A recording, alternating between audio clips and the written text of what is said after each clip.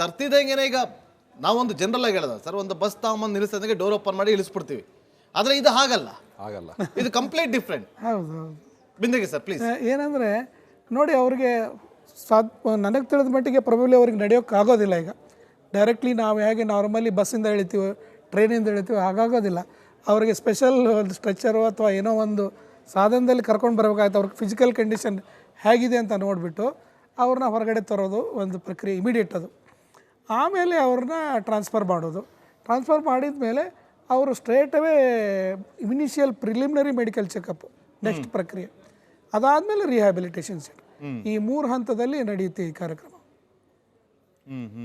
ಹೋಗ್ಬೇಕಾದ್ರೂ ಕೂಡ ಆ space suit, ಆಮೇಲೆ ಅವರಿಗೆ ಆಕ್ಸಿಜನ್ ಸಪ್ಲೈ ಇರ್ಬೋದು, ಸ್ಪೇಸ್ ಸೂಟ್ ಇರ್ಬೋದು, ಮತ್ತು 0G ಆಮೇಲೆ ಹೈ-G ಏನು ಡ್ರೆಸ್ಗಳಿದ್ದಾವೆ ಅವನ್ನೆಲ್ಲ ಈಗ ನಾವು ಶರ್ಟು ಪ್ಯಾಂಟ್ ಹಾಕ್ಕೊಂಡು ಹೋದಂಗೆ ಹಾಕ್ಕೊಂಡು ಹೋಗೋಕ್ಕಾಗಲ್ಲ. ಆಯ್ತಲ್ಲ, ಅವ್ರನ್ನ ಒಬ್ಬರು ಅಸಿಸ್ಟೆನ್ಸ್ ಬೇಕೇ ಬೇಕಾಗತ್ತೆ. ಅದನ್ನು ಹೋಗಬೇಕಾದ್ರೆ ಇಲ್ಲಿ ಗ್ರೌಂಡ್ ಸ್ಟಾಫ್ ಮಾಡಿದರು. ಅಂತರಿಕ್ಷ ಇಂಟರ್ನ್ಯಾಷನಲ್ ಸ್ಪೇಸ್ ಸ್ಟೇಷನಿಗೆ ಹೋದಾಗ ಅವರನ್ನೆಲ್ಲ ತಕ್ಕೊಂಡು ಅಲ್ಲಿ ಆರಾಮಾಗಿದ್ದರು. ಪುನಃ ಮತ್ತೆ ಈ ಡ್ರ್ಯಾಗನ್ ಕ್ಯಾಪ್ಸುಲಿಗೆ ಬರಬೇಕಾದ್ರೆ ISS ಇಂದ ಇಬ್ಬರು ಬಂದರು, ತಾವು ನೋಡಿದ್ರಿ ನಿನ್ನೆ ದಿವಸ. 2 ಜನ ಬಂದ್ಬಿಟ್ಟು ಇವ್ರನ್ನ ಕೂರಿಸಿ ಕಟ್ಟಿ ಎಲ್ಲ ಪೊಸಿಷನ್ ಎಲ್ಲ ಮಾಡಿ ಅವ್ರು ಕೂರ್ಸಿ ಕಳಿಸಿರೋದು. ಈಗ ಇಲ್ಲಿ ಬಂದ್ರ ಮೇಲೆ ಇವ್ರು ನಾವು ಪುನಃ ಅವರನ್ನು ವ್ಯವಸ್ಥಿತವಾಗಿ ತೆಕ್ಕೊಂಡು ಹೊರಗೆ ಬರೋದು. ಸರ್, ನಾವು ಎಷ್ಟು ಅಪ್ಗ್ರೇಡ್ ಆಗಿದ್ದೀವಿ ಅಂತ ಅನ್ನೋದಕ್ಕೆ ಆಗೆಲ್ಲ ಈ ಬಾಹ್ಯಾಕಾಶಕ್ಕೆ ಹೋಗುವಂಥವ್ರು ಡ್ರೆಸ್ಗಳನ್ನ ನೋಡ್ತಾ ಇದ್ವಿ, ದೊಡ್ಡ ಅದಕ್ಕೆ ಹೆಲ್ಮೆಟ್ ಥರದಿರುವಂಥದ್ದು ಡ್ರೆಸ್ಗಳು ದೊಡ್ಡ. ಈಗ ಅದು ಸಿಂಪಲ್ ಆಗಿದೆ, ಅಂದರೆ ಅಪ್ಗ್ರೇಡ್ ಮಾಡಿದ್ದಾರೆ ಆಗ ಅನಿಸ್ತಾ ಇದೆ ನನಗೆ. ಸ್ಪೇಸ್ ಸೂಟ್ ಬಗ್ಗೆ ಹೇಳೋದಾದರೆ there is some changes, but ಆದರೆ technology is still the same. Physics of space suit is still the same. Compact ಆಗಿರ್ಬೋದು ಸ್ವಲ್ಪ. ಅದು ಹೆಡ್ ಗೇರ್, ಇಲ್ಲಿರೋದು ಹೆಡ್ ಗೇರ್, ಅದು ಹೆಡ್ ಗೇರ್ ಅದು ಸ್ಪೇಸ್ ಸೂಟ್. ಹೌದು, ಸ್ಪೇಸ್ ಸೂಟ್. ಅದು ಸ್ಪೇಸ್ ಸೂಟ್ ಅಲ್ಲಿ ಚೇಂಜಸ್ ಏನಂದ್ರೆ ನೋಡಿ, ಆ ಸ್ಪೇಸ್ ಸೂಟ್ ಈಸ್ ಅವರಿಗೆ ಒಂದು ಜೀವರಕ್ಷಕ ಇದ್ದಾಗೆ ಆ ಸ್ಪೇಸ್ ಸೂಟು. ಯಾಕೆಂದರೆ ಅದು ನೀವು ಹೇಳಿದ್ರಲ್ಲ ತುಂಬ ಗಾತ್ರವಾಗಿತ್ತು ಅಂತ. ಯಾಕೆ ಅಂತಂದರೆ ಅದು ಇನ್ ಕೇಸ್ ಆಫ್ ಎಮರ್ಜೆನ್ಸಿ ಅಲ್ಲಿ ಹೊರಗಡೆ ಕ್ಯಾಪ್ಸುಲಲ್ಲಿರ್ತಕ್ಕಂಥ ಏನಾದರೂ ಎಸ್ಕೇಪ್ ಆಗಿಬಿಟ್ರೆ ವಿಡಿಯೋ ಮಾಡ್ತಾ ಇದ್ದಾರೆ. ಈಗ ಹೊರಗಡೆ ಬರ್ತಾರೆ ನೋಡಿ ಅವರು. ಅದು ಸ್ಟ್ರಕ್ಚರಲ್ ಆಗಿ ನೋಡಿ, ಆ ಡೋರನ್ನು ಕೂಡ ದೊಡ್ಡದಾಗಿ ಮಾಡೋಕ್ಕಾಗಲ್ಲ.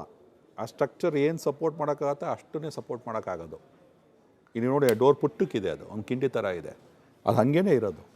ನೀವು ಅಪೋಲೋ ಸ್ಪೇಸ್ ಕ್ರಾಫ್ಟ್ ನೋಡಿದರೆ ನೀವು ಆಸ್ಟ್ರೋನಾಟ್ಸ್ ಕೂತ್ಕೊಳ್ಳೋ ಚೇರ್ ನೋಡ್ಬಿಟ್ರೆ ಓಡೋಗ್ಬಿಡ್ತೀರಿ, ಏನಪ್ಪ ಇಷ್ಟು ಪುಟ್ಟು ಚೇರ್ ಕೊಟ್ಟಿದ್ದಾರಲ್ಲ ಅಂತ.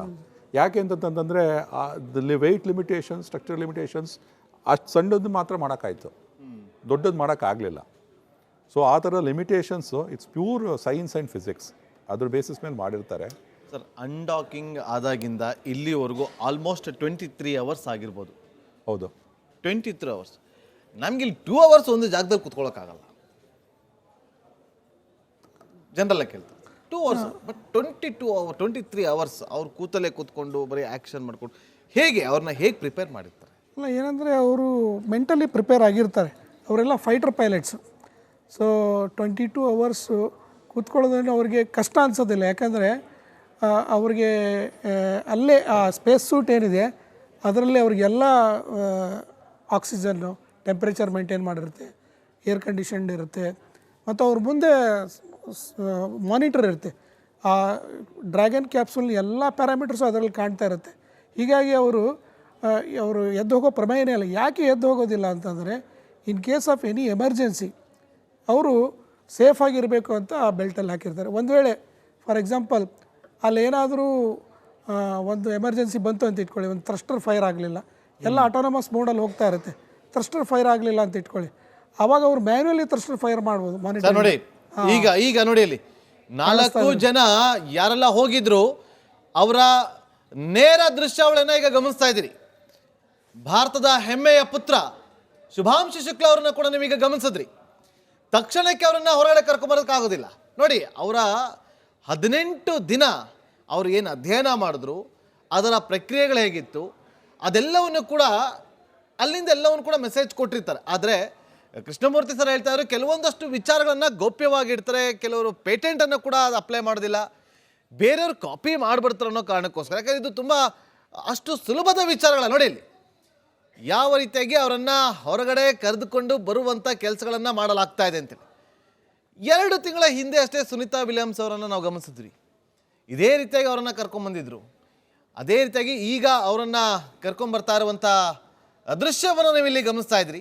ಒಂದು ರೀತಿಯಲ್ಲಿ ಭೂಮಿಗೆ ನೋಡಿ ಶುಭಾಗಮನ, ನಮ್ಮ ಟ್ಯಾಗ್ಲೈನ್ ಕೂಡ ನೋಡಿ ಎಷ್ಟು ಚೆನ್ನಾಗಿದೆ, ಭೂಮಿಗೆ ಶುಭಾಗಮನ. ನೋಡಿ 4 ಜನ ಯಾವ ಥರ ಕೂತಿದ್ದಾರೆ ಅದನ್ನು ನಾವಿಲ್ಲಿ ನೋಡ್ತಾ ಇದ್ದೀವಿ, ನೇರ ದೃಶ್ಯಾವಳಿ. ಸರ್, ಈಗ ಅಲ್ಲಿರೋವಂಥವ್ರ 5 ಜನ ನಾವೇನು ನೋಡ್ತಾ ಇದ್ದೀವಿ, ಅವ್ರು ಯಾರು? 5 ಜನ ಅಲ್ಲ, ನಿನ್ನೆ ದಿವಸ ನೀವು ಹೊಡಬೇಕಾದ್ರೆ ಹೆಂಗ್ ಕೂರ್ಸಿದ್ರು ಹಂಗೆ ಕೂತಂಗ್ ಕಾಣ್ತಾ ಇಲ್ಲ ನಿಮಗೆ? ಹೌದು, ಅದನ್ನೇ ಕೇಳಿದ್ವಿ, ಹೇಗೆ ಸಾಧ್ಯ ಆಗುತ್ತೆ? ಸ್ಟ್ಯಾಚ್ಯೂ ತರನೇ ಕೂತಂಗ್ ಕಾಣಿಸ್ತಾ ಇಲ್ವಾ? ಅದು ನೀವು ಪ್ರಶ್ನೆ ಕೇಳಿದ್ರಿ. ಆಗ ಸುಧೀಂದ್ರ ಬೆಂದಿಗರದ್ದು ಬಹಳ ಎಕ್ಸ್ಪ್ಲೇನ್ ಮಾಡಿದ್ರು ನೀಟಾಗಿ. ಆದರೆ ಒಂದು ವಿಚಾರನೂ ಕೂಡ ನಾನು ಆ್ಯಡ್ ಮಾಡ್ತೀನಿ, ಸ್ಪೇಸಲ್ಲಿ ನಿಮಗೆ ಅಷ್ಟು ಸ್ಟ್ರೆಸ್ ಆಗಲ್ಲ. ಯಾಕೆ? ವೇಟ್ ಇರಲ್ಲ.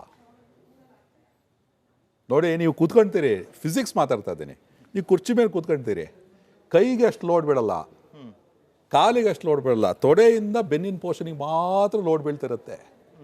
ಆದರೆ ನಿಮ್ಗೆ ಸ್ಪೇಸಲ್ಲಿ ಲೋಡೇ ಇಲ್ಲ, ನಿಮ್ಗೆ body full free, you are all free.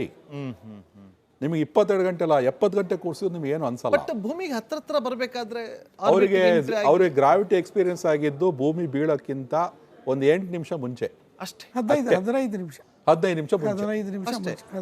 Full G ಬಂದಿದ್ದು ಒಂದು ಅವರು ರೀ ಎಂಟ್ರಿ ಆಗಿದ್ದರಿಂದ 15 ನಿಮಿಷ, 15ರಿಂದ 20 ನಿಮಿಷ. ಸೊ ಅವ್ರಿಗೆ ಅವಾಗ ನಾವು ಚೇರ್ ಮೇಲೆ ಕೂತಿದ್ದು ಫೀಲ್ ಆಗ್ತದೆ, ಅದ್ರ ಮುಂಚೆನೆ ಗೊತ್ತಿರುತ್ತೆ, ಮೆಂಟಲಿ ಅವ್ರಿಗೆ ಗೊತ್ತಿರುತ್ತೆ. ಆದರೆ ಕೂತಿದ್ದೀವಿ ನಾವು ಇದೇ ಈ ಥರ ಕೂತೀವಿ ಅನ್ನೋದು ಹತ್ರ 8 ಆ ಕಡೆಯ 15 ನಿಮಿಷದ ಒಳಗಡೆ ಅವ್ರಿಗೆಲ್ಲರೂ ಕೂಡ ಗೊತ್ತಾಗ್ತಾರೆ. ನೋಡಿ, ಅಸೆಂಟ್ ಟೈಮಲ್ಲಿ 1G to 0Gಗೆ ಹೋದ್ರಿ, ಈಗ 0G to 1G ಉಲ್ಟಾ.